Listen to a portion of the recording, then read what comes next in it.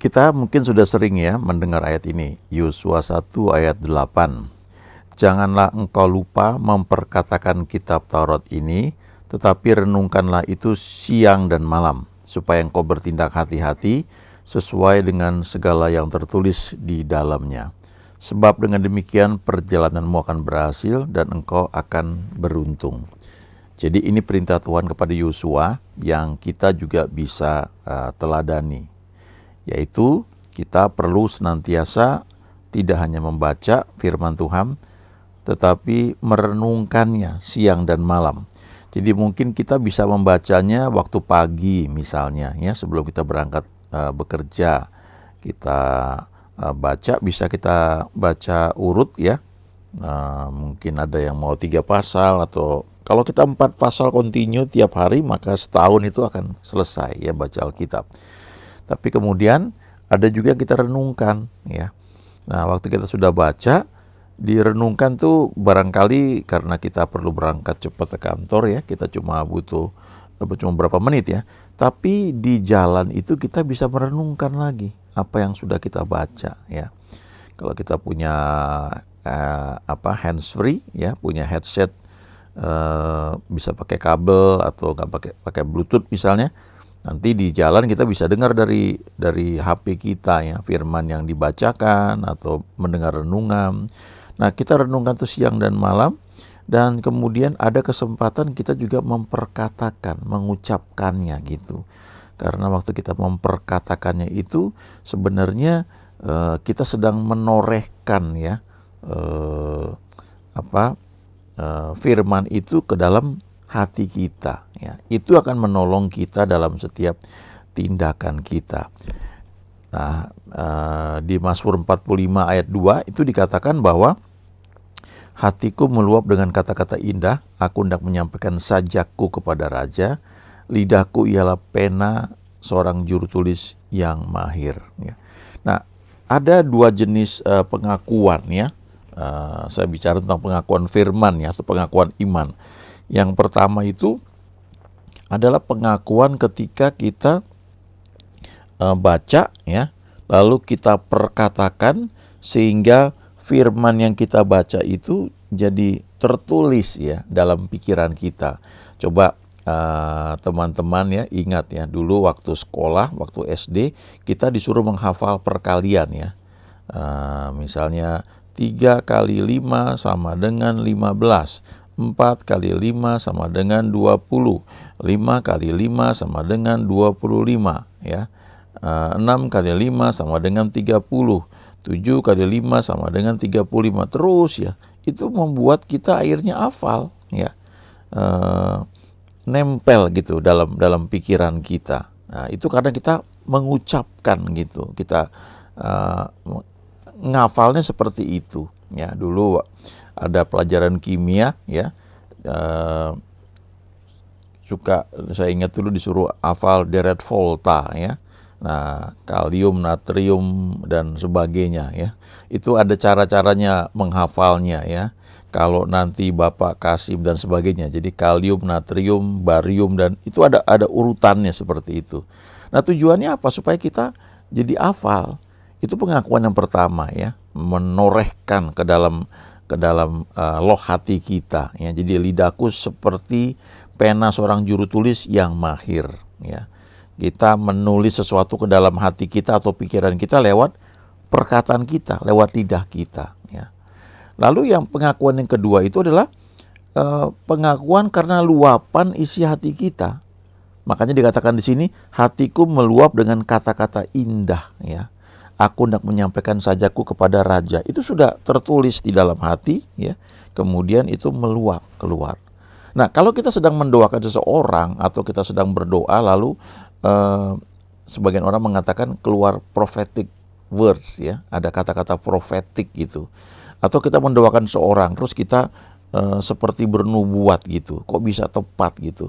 Itu memang awalnya karena kita membaca firman, merenungkan. Lalu waktu kita sedang mendoakan orang tersebut, seringkali tiba-tiba muncul suatu dorongan, lalu ada ayat dan kita lalu itu lewat pengalaman juga ya, akhirnya kita bisa mengeluarkan kata-kata yang memang itu dalam tuntunan Tuhan, ya, yang bukan dibuat-buat. Nah, salah satu manfaat ya merenungkan firman itu adalah kita bisa mengatasi kemandulan rohani, ya, atau kemandulan secara fisik, atau hal-hal lainnya, ya. Mandul itu kan tidak berbuah, ya. Nah, ini ada contoh di sini,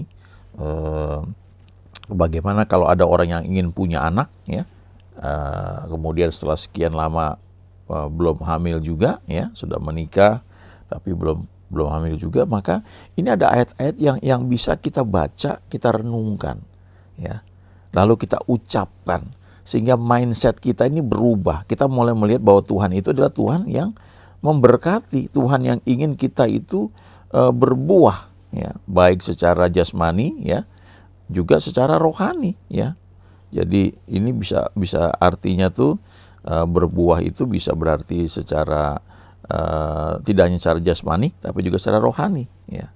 Nah, misalnya ini, ya, Kejadian 1 ayat 28, ya. Allah memberkati mereka, ya. Lalu Allah berfirman kepada mereka, beranak cuculah dan bertambah banyak. Penuhilah bumi dan taklukkanlah itu. Berkuasalah atas ikan-ikan di laut dan burung-burung di udara dan atas segala binatang yang merayap di bumi. Jadi kita bisa renungkan ini perintah Tuhan ternyata. Beranak cucu dan bertambah banyak. Jadi kalau ada yang pengen punya anak, ya, sudah lama menikah belum punya anak, ini salah satu ayat yang bisa direnungkan, ya.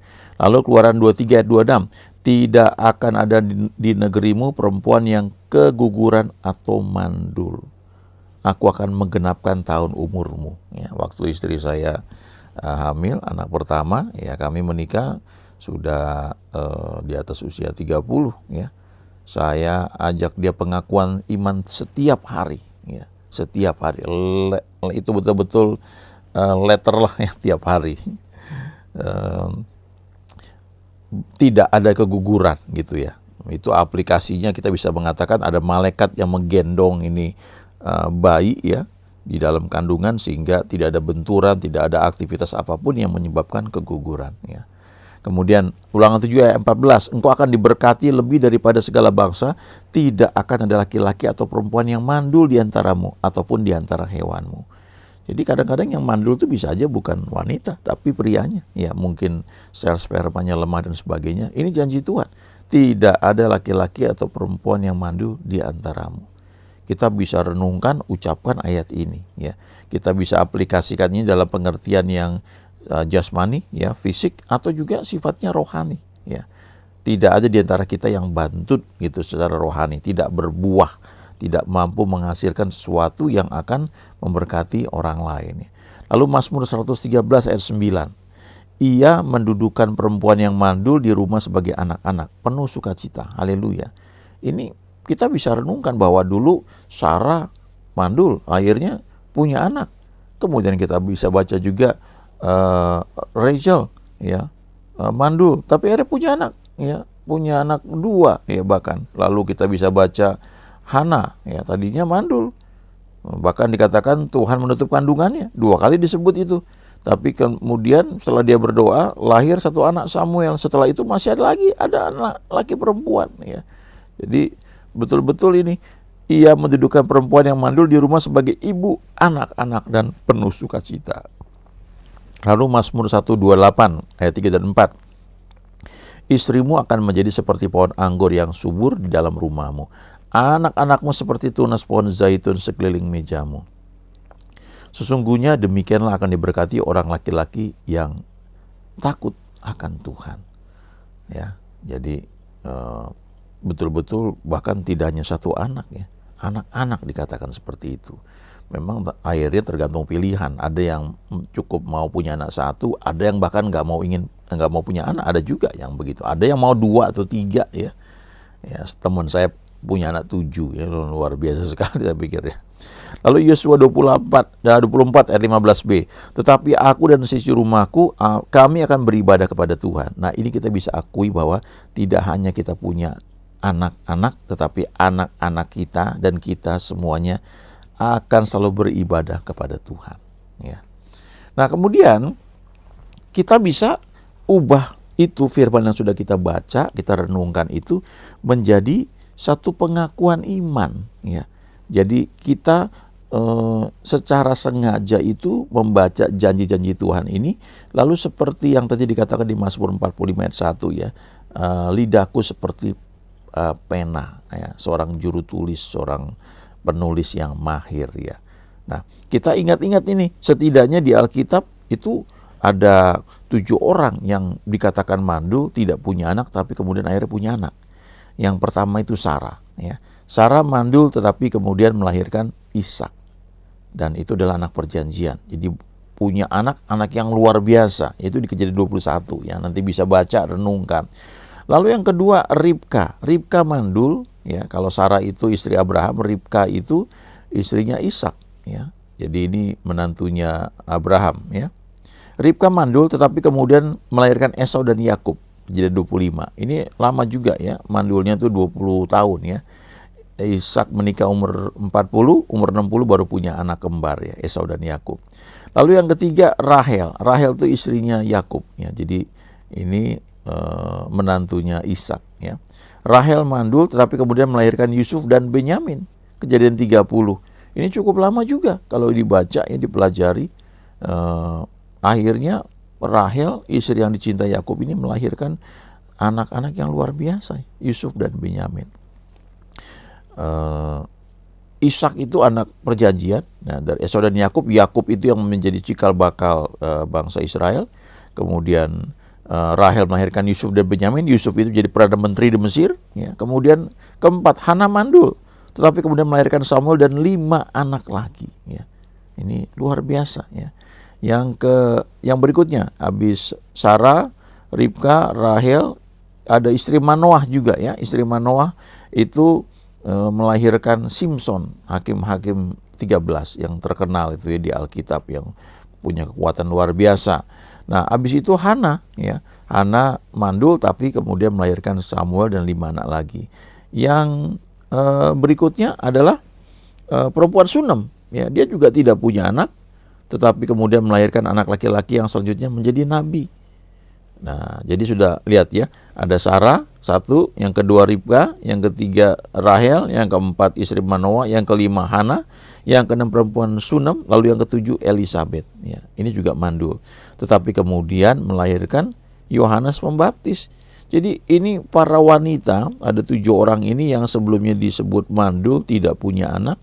Bahkan Hana itu dikatakan bahwa Tuhan telah menutup kandungannya, disebut 2 kali, tapi dia berdoa dengan sungguh-sungguh, akhirnya dia punya anak, ya. Tidak hanya 1, ya, total ada 6, itu luar biasa. Jadi dari 7 wanita ini kita bisa belajar, lalu kita bisa buat pengakuan iman. Contohnya seperti ini, sesuai dengan firman Tuhan di Kejadian 1 ayat 28, Keluaran 23 ayat 26, Ulangan 7 ayat 14, Mazmur 113 ayat 9, Mazmur 128 ayat 3 dan 4, dan Yosua 24 ayat 15b yang tadi sudah saya bacakan, ya.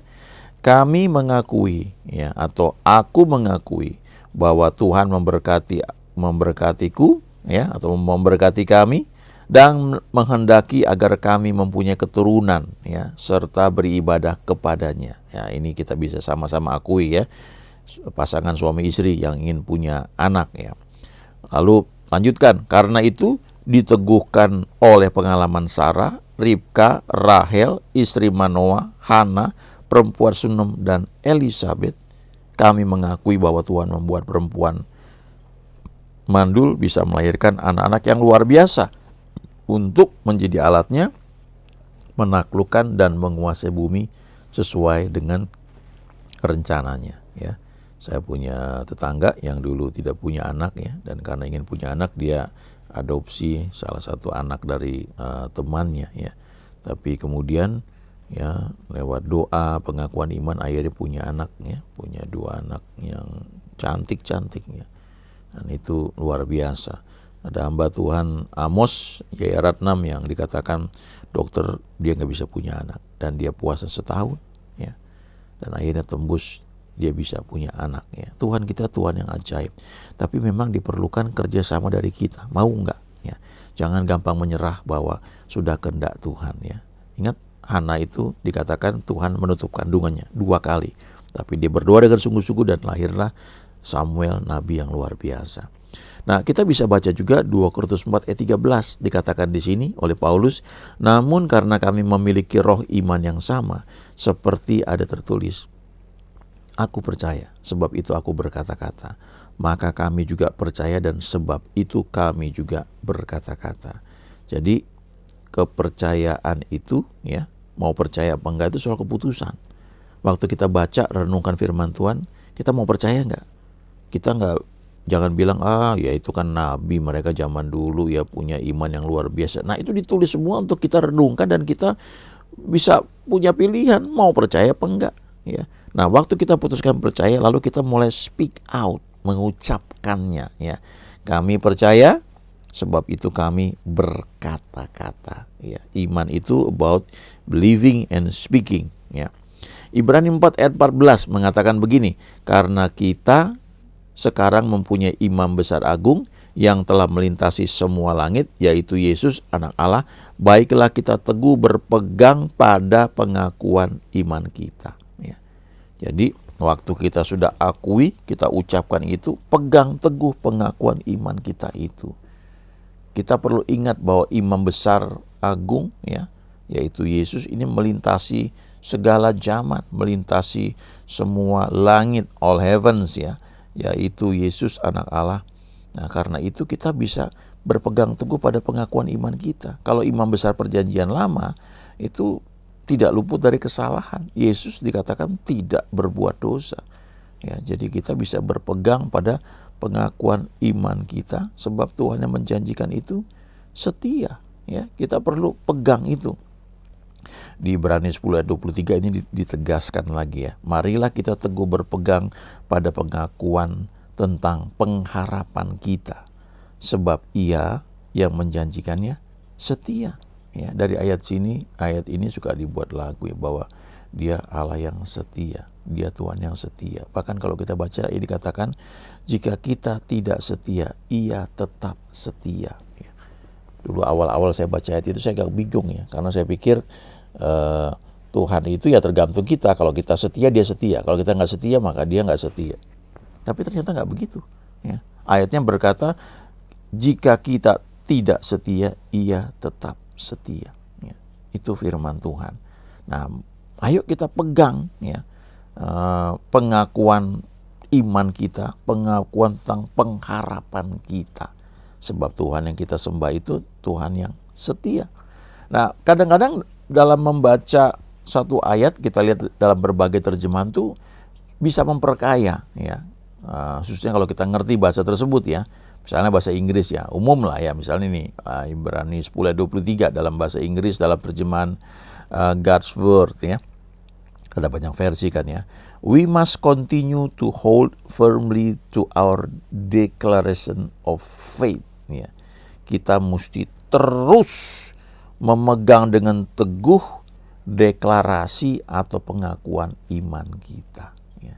Jangan berhenti ya, continue ya, akui terus. The one who made the promise is faithful.